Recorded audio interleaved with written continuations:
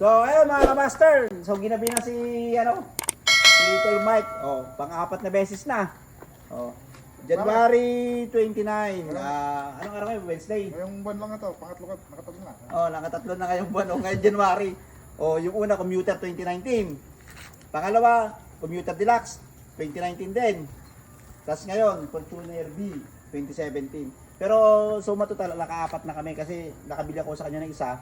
So ngayon, tatlo na binili niya sa akin, puro high-end pa.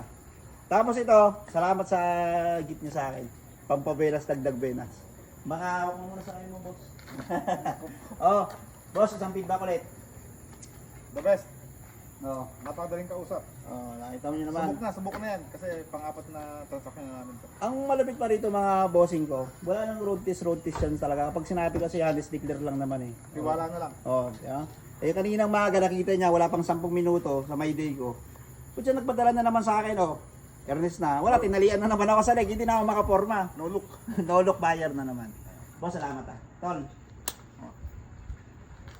Salamat mga ka-master. Subscribe niyo ako sa YouTube channel, Master Mart TV. Sa Facebook ko naman, Raymart Bichidoro. Salamat mga ka-master. Sold.